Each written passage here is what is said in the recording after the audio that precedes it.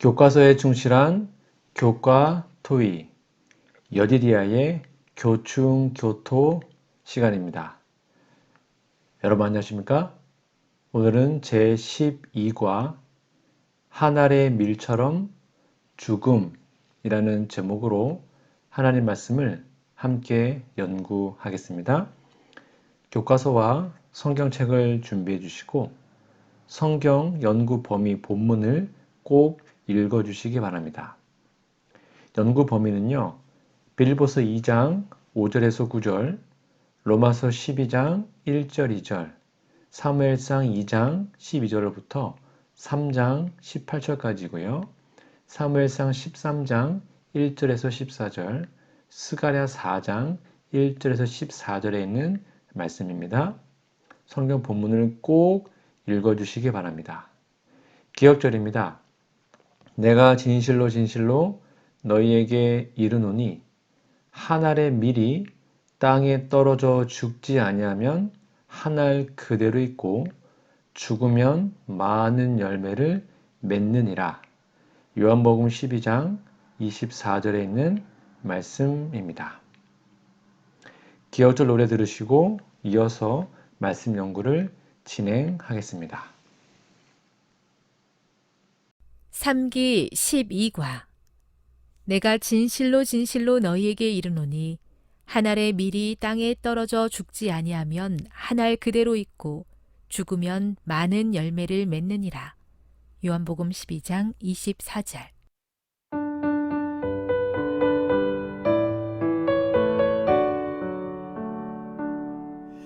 내가 진실로 진실로 너희에게 이르노니 한 알의 밀이 땅에 떨어져 죽지 아니하면 한 알 그대로 있고 죽으면 많은 열매를 맺느니라. 요한복음 12장 24절.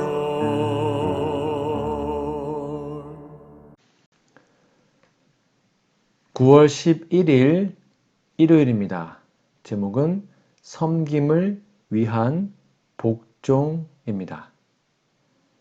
교과서 질문해 보시면 빌립보서 2장 5절에서 9절을 읽어보라. 이 구절에서 우리를 위한 어떤 중요한 기별을 발견할 수 있는가? 읽어보시고 답을 한번 적어보십시오. 네, 예수님께서 자기를 비우시고 사람이 되어 세상에 오시고 종처럼 섬기시다가 죽기까지 아버지 하나님의 뜻에 복종하셨습니다. 우리도 이러한 마음을 품어야 합니다. 밑에 있는 질문입니다. 예수님의 이러한 모범은 우리 삶의 어떤 분야의 본보기가 되는가? 권리와 평등을 주장하는 것이 좋은 일이며 마땅히 보호되어야 하는 것이라면 그것들을 포기해야 할 때가 있다는 논리는 어떻게 설명하겠는가? 빌립보서 2장 9절을 읽어보라. 이 구절은 우리가 아버지의 뜻에 복종해야 한다는 논리를 이해하는데 어떻게 도움을 주는가? 읽어보시고 답을 적어보세요. 네, 사람을 높이는 것은 하나님의 권리입니다. 인간에게 높임을 받는 것은 풀의 꽃처럼 시드는 것이죠. 개인의 권리를 포기하는 것은 더 나은 삶을 위한 과정이기 때문에 가능한 것입니다. 옆에 있는 묵상 질문입니다. 성령님께 지혜 주시기를 구하며 다음과 같이 기도해 보십시오. 제 가족과 교회 그리고 주변에 있는 사람들을 섬기며 살기 원하시는 예수님의 뜻에 복종하는데 장애물이 되는 어떤 권리를 제가 포기하지 않고 있습니까? 다른 사람들을 더 잘 섬기기 위해 제가 어디까지 불편함을 참고 견딜 수 있을까요? 이걸 갖고 여러분 한번 기도해 보세요. 네. 이것이 어떻게 가능한가? 우리의 가치관이 성경적으로 확립될 때 성령님의 역사로만 가능합니다. 내 의지로는 불가능하죠. 가치관을 올바르게 세우는 것은 사람의 삶에 대단히 중요합니다. 깊이 생각하면 사람은 죽어가는 존재라는 것을 누구든지 다 알 수 있습니다. 우리는 살아있지 않습니다. 매일매일 죽어가고 있죠.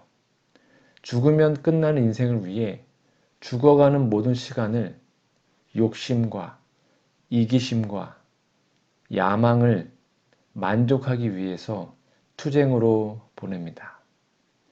그러니까 삶이라는 것 자체가 불행한 것이죠. 고난인 것입니다. 그런데 사람들은 욕심 또는 욕망에 사로잡혀서 투쟁하는 그것을 마치 보람으로 여기는 것 같습니다. 얼마나 미련합니까? 어차피 죽을 건데요. 그래서 먹을 것과 입을 것이 있으면 족한 줄 여기는 것이, 만족하는 것이 삶의 지혜인 겁니다. 소위 문명이 발달한 지역의 사람들이 유독 이러한 욕망과 투쟁이 많습니다. 결국 문명이란 무엇인가? 투쟁하는 것입니다. 싸우는 것이죠. 전투하는 것입니다. 그래서 강한 나라가 작은 나라를 억압하고 죽이는 것이죠. 그래서 생활, 전선에 뛰어들다 라고 할 때 이 전선이 싸움하는 지역입니다. 전쟁할 때 전임에. 그러니까 생활 전선에 뛰어든다. 우리의 삶 자체가 전투라는 것입니다. 세상 문명은 사망의 문명입니다. 이 세상에 살기 때문에 그리스도인이 이러한 정신이 아주 익숙하죠. 그런데 예수님은 이 세상에서 살기 위해 살지 않으시고 죽기까지 복종하려고 오셨습니다. 그것은 싸움 없는 세상 생명 문화, 즉 살 수 있는 문화를 일으키기 위해서 죽음을 처리하는 하나님의 방법이었습니다. 즉 하나님의 가치관과 세상의 가치관은 정반대라고 할 수 있습니다. 그리스도인은 우리들은 이러한 가치관을 배우고 실천해서 세상에서 죽기까지 복종함으로 승리하는 신앙을 가져야 할 것입니다. 일요일 예느신의 권면입니다. 섬기고 굴복하셨던 그리스도의 생애. 그리스도의 거룩한 생애와 성품은 충성스러운 모본이다. 당신의 하늘 아버지께 대한 그분의 신뢰심은 무한하였다. 그는 아낌없이 완전하게 순종하고 굴복하였다. 그분은 섬김을 받기 위해서가 아니라 다른 사람들을 섬기기 위하여 오셨다. 그분은 당신 스스로의 뜻을 행하기 위해서가 아니라 당신을 보내신 그분의 뜻을 행하고자 오셨다. 교회 증언 3권 107페이지에 있는 말씀입니다. 9월 12일 월요일입니다. 제목은 하나님의 뜻을 알려면 자아가 죽어야 함이라는 제목인데요. 교과서 질문해 볼까요? 나의 삶에서 완전히 죽지 않은 부분이 무엇인지 보여주시기를 성령님께 간구하라. 그대가 하나님께 바쳐진 산 제물이 되기 위해 포기해야 할 부분은 무엇인가? 이거는 개인적인 질문이기 때문에 여러분 각자가 좀 대답해 보시기 바랍니다.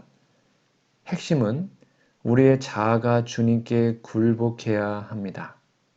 내 자아를 완전히 포기해야 하나님이 의를 주십니다. 이것은 우리가 하는 것입니다. 우리는 자아를 포기해서 내 자신을 하나님께 드리고 그러면 예수님은 우리에게 거룩한 의를 선물로 주시는 거죠. 옆에 있는 묵상 질문입니다. 다시 한번 로마서 12장 1절, 2절 읽으면서 기도해 보십시오. 하나님 앞에 드리는 산 제물이 되기 위해 그대가 포기해야 하는 것은 무엇인지 생각해 보십시오. 이렇게 하는 것이 그대를 위해 예수님께서 십자가에서 당하신 고통을 이해하는데 어떤 도움을 줍니까?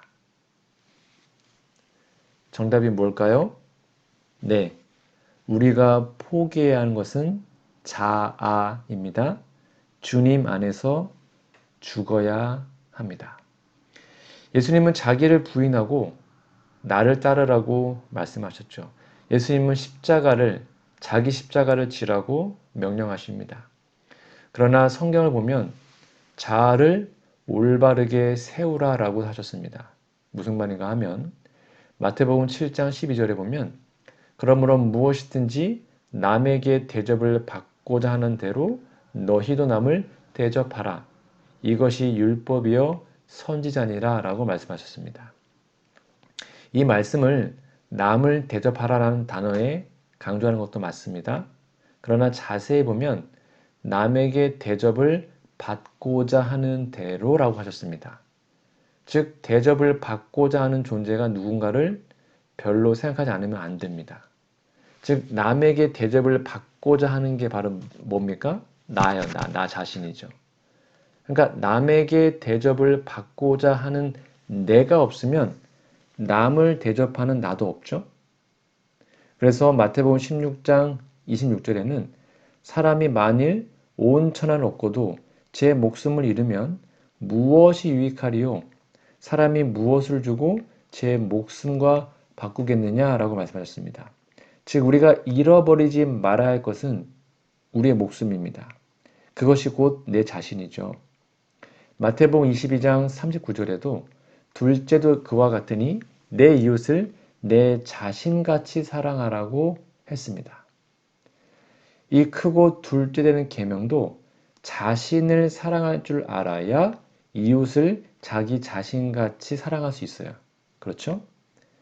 그러니까 무조건 자기를 부정하라는 말씀이 아닙니다. 부인해야 할 것은 아담의 씨로 출생해서 아담 안에서 죽은 옛사람, 내 자아라는 것이죠. 즉 옛사람이 죽지 않으면 새 사람이 창조될 수가 없어요. 우리가 지켜야 할 자아는 새 사람이 된 자아고요. 거듭난 자아. 죽어야 할 자아는 옛사람입니다. 그것은 이미 아담 안에서 죽은 것인데 아담의 씨로 출생한 육체의 생명만 있는 사람들은 그것이 살아있는 것으로 착각하고 이 세상의 욕망이 자아를 사로잡고 있기 때문에 호흡이 끊어질 때 다 버릴 것을 그렇게 애지중지 붙들고 있는 것입니다. 우리의 의식은 어떠합니까? 이것을 깨닫고 있는지를 여러분 각자 좀 생각해 보시기 바랍니다. 월요일 예내신의 권면입니다. 우리 몸을 산 제사로 바침. 하나님께서는 모든 사람이 그들의 몸을 그분께 산 제사로 바치시기를 원하시고 그 행위가 장애를 야기시키고 불결과 질병으로 가득 찬 죽은 제사나 죽어가는 제사를 원치 않으신다. 하나님께서는 산 제사를 요구하신다. 그분께서는 몸이 성령이 거하시는 성령의 전이라고 말씀하신다. 그분께서는 그분의 형상을 지닌 사람들이 당신을 위한 봉사와 영광의 목적을 위하여 몸을 돌보시기를 요구하신다.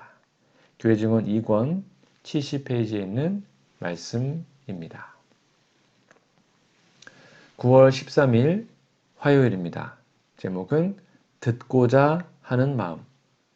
교과서 질문해 보시면 사무엘상 2장 12절에서 3장 18절에 기록된 그들의 이야기를 읽어보라.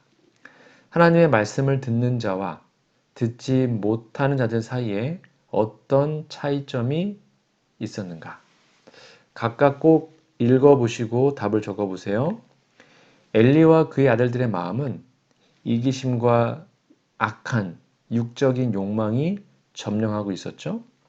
사무엘은 어린아이의 마음으로 하나님의 음성을 듣고 따르기로 했습니다. 옆에 있는 묵상 질문입니다. 찰스 스탠리가 이야기한 충분히 중립적이 된다 라는 말은 어떤 의미일까요?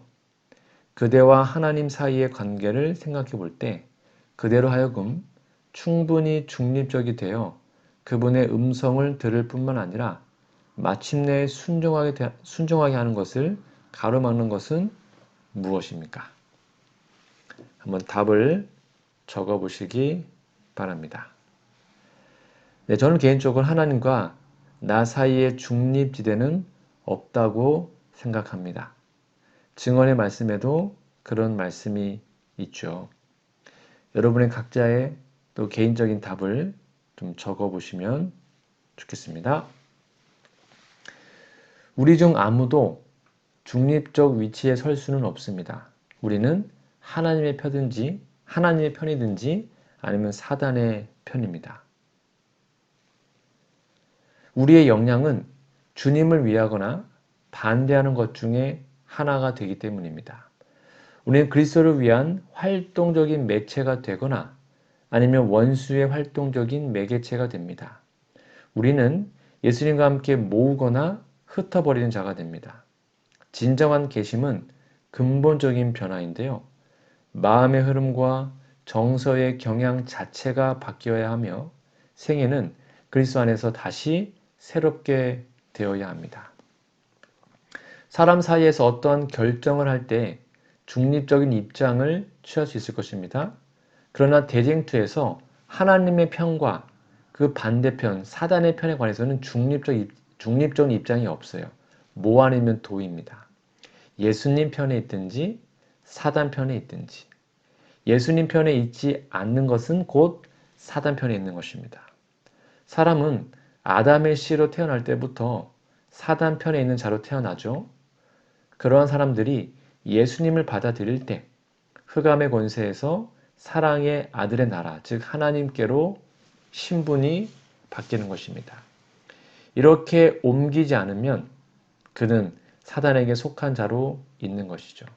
진정 우리는 누구에게 속한 자인지 수시로 시험하고 확증해야 합니다.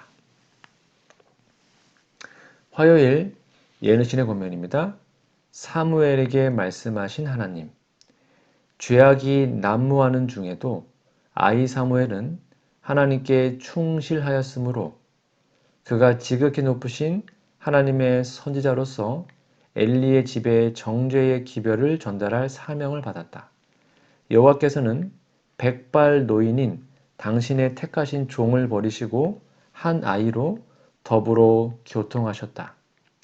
이 일 자체가 엘리와 그 집에는 혹독한 것이었으나 당연한 견책이었다. 부조화 선지자 581페이지에 있는 말씀입니다. 9월 14일 수요일입니다. 제목은 자신을 의지함. 사무엘상 13장 1절에서 14절에 기록된 이어지는 이야기를 읽어보라. 사울의 어떤 행위가 그를 몰락으로 이끌었는가? 꼭 읽어보시고 답을 적어보세요. 사울은 사무엘이 하나님의 말씀으로 지시한 것을 지키지 않고 스스로 제사장의 일을 행했죠. 그래서 결국 망한 것입니다. 옆에 있는 묵상 질문입니다. 하나님의 분명한 말씀이 귓가에 울리고 있음에도 사울이 너무도 쉽게 자신의 판단을 따른 이유가 무엇이라고 생각하십니까? 우리 자신의 연약함을 알면서도 여전히 우리 자신을 의지하려고 하는 그 이유는 무엇일까요? 정답이 뭡니까? 네. 자기에게 그러한 권리가 있다고 생각하기 때문입니다. 즉, 아직도 자아가 살아있는 것이죠. 사울은 왕이 되었으니 그런 결정할 권리가 있다고 스스로 생각한 것입니다. 왕이 그 당시에는 절대 권력자였기 때문이죠. 그런데 그것이 바로 사울을 멸망의 길로 하게 된 것입니다. 인간의 오간은 정확하지 않습니다. 착시 현상도 있고 환청 현상도 있고 감각도 정확하지 않습니다. 기억력도 그렇습니다. 그런데도 사람들은 보는 대로, 듣는 대로, 생각한 대로 결정하고 행동하기를 쉽게 하는 경향이 있습니다. 사울이 그렇게 했습니다. 그는 정확하신 하나님의 말씀을 따라서 행동하는 것이 그에게 복이 되고 이를 바르게 성취하는 길이 되었을 겁니다. 하나님께서는 우리의 생각의 경향을 깨닫도록 하기 위해서 때때로 시험하십니다. 바로 그때 우리는 기록된 말씀을 따르는 결정을 해야 할 것입니다. 예수님도 세상에서 살 동안 기록되었으되 라는 말씀으로 하나님의 행위에, 즉 예수님의 행위에 바른 것을 나타내셨죠. 그분 제자들이 엉뚱한 일을 벌일 때도 그리하면 이런 일이 있으리라고 한 성경이 어떻게 응답되겠느냐라고 대답하셨습니다. 예수님은 하나님이시요 하나님의 아들로 세상에 오셨습니다. 그런데도 철저히 기록된 말씀을 의지하여 생활하셨습니다. 자신의 뜻대로 살지 않으셨습니다. 예수님은 오직 말씀대로만 순종하셨죠. 예수님조차 그렇게 사셨다면 우리는 얼마나 더 말씀대로 살아야 될까요? 우리는 말씀의 사람들이 되어야 하고 평소에 말씀에 익숙한 삶을 살도록 말씀을 읽고 깨닫고 실천해야 할 것입니다. 잠언은 너는 마음을 다하여 여호와를 의뢰하고 내 명철을 의지하지 말라. 너는 범사에 그를 인정하라. 그러면 내 길을 지도하시리라고 지시하셨습니다. 이러한 놀라운 기별이 말씀이 우리의 삶에 꼭 새겨지기를 간절히 바랍니다.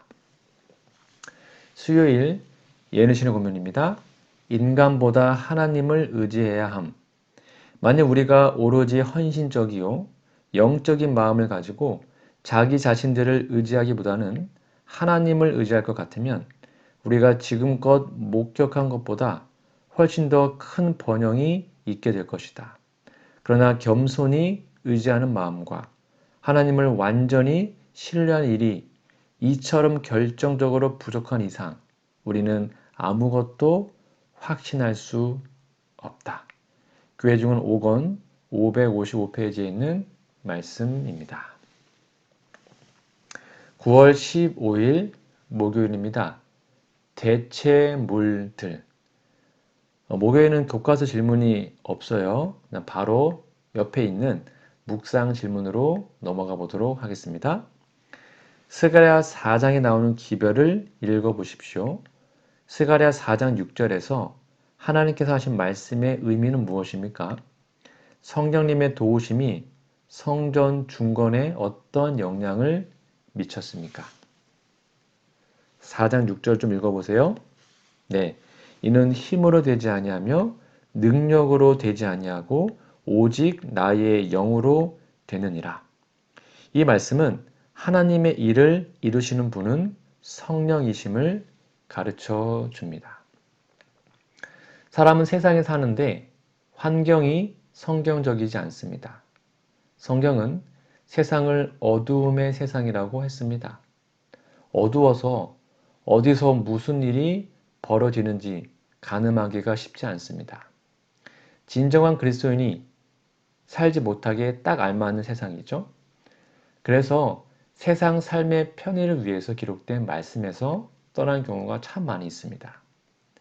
정말 많이 있어요. 여러분, 기록된 말씀과 다른 삶의 편의를 따르면 그것이 모두 말씀의 대체물 또는 하나님의 대체물이 될 수 있습니다.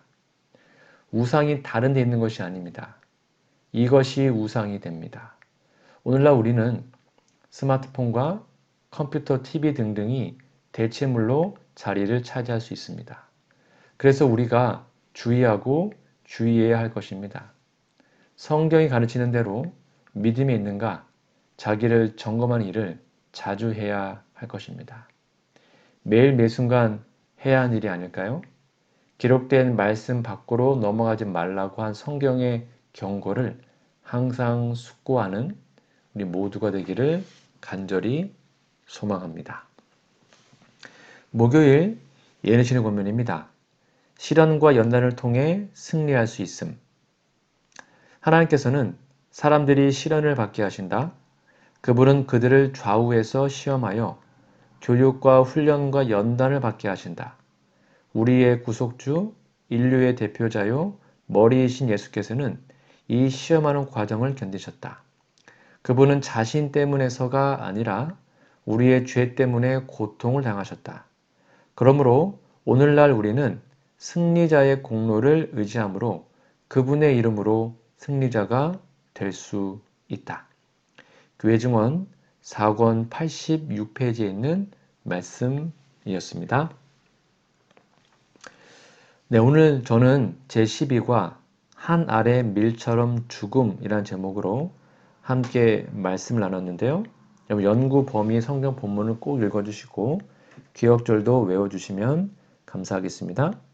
오늘 말씀을 다시 한번 정리해드리면 우리의 자아가 죽어야 모든 문제가 해결됩니다. 그런 의미에서 예수님은 최고의 모본이시죠. 우리는 살아있는 재물, 희생재물, 번재물 그 자체로 우리의 삶을 주님께 드리는 겁니다. 그것이 바로 자아의 포기인데요. 성령님 음성에 완전히 복종합시다. 자신을 의지하면 반드시 실패합니다. 대체 물론은 문제를 궁극적으로 해결하지 못합니다. 오직 예수님을 끝까지 의존하고 예수님 안에서 자아가 날마다 죽음으로 진정한 승리를 경험하는 우리 모두가 되기를 간절히 바랍니다. 다음 주에는 벌써 13가네요. 다음 주는 고난당하신 그리스도라는 제목으로 함께 말씀 연구하겠습니다. 다음 주까지 영육간에 강건하시기 바랍니다. 기도하고 마치겠습니다. 하늘에 계신 아버지, 하늘 보좌를 버리고 사람의 종으로 이 땅에 오셔서 죽기까지 아버지의 뜻에 복종하셨던 예수님의 모본을 따라가고 싶습니다. 하지만 우리의 힘으로는 그렇게 하는 것이 거의 불가능합니다. 하나님의 뜻에 온전히 복종할 수 있는 힘과 의지를 주시옵소서. 우리의 자아를 온전히 비우기 위해서 나를 위한 예수님의 귀한 사랑을 제대로 알기 원합니다. 그 사랑에 감격하여 저 또한 우리 모두 그와 같은 삶을 살기로 결심합니다. 성령님을 통해 십자가의 의미를 보다 더 깊이 이해하도록 도와주시옵소서. 우리에게 말씀하시는 하나님의 음성에 민감하게 반응하고 싶습니다. 우리의 마음을 어지럽히는 수많은 세상적 관심과 우선순위들을 하나님의 도우심으로 내려놓기 원합니다. 지금 이 순간 우리 마음에 성령님으로 역사하여 주시옵소서. 우리의 유한함과 부족함을 알면서도 자꾸만 눈에 보이는 대로 내 자신의 느낌과 감정에 따라 결정하고 행동하는 실수를 범하게 됩니다. 삶의 모든 순간마다 우리의 경험과 느낌이 아니라 하나님의 절대적인 말씀을 신뢰하게 도와주시옵소서. 하나님 이외의 것으로 마음의 공허함과 채워지지 않는 욕망을 채우기 위해 노력했던 우리의 삶을 회개하오니 고쳐 주시옵소서. 지금도 그렇게 살아가며 아무런 문제를 느끼지 못하는 많은 사람들에게 참된 하나님을 소개하며 사는 진정한 그리스도인 될 수 있도록 인도하시기를 예수님의 이름으로 간절히 기도합니다. 아멘.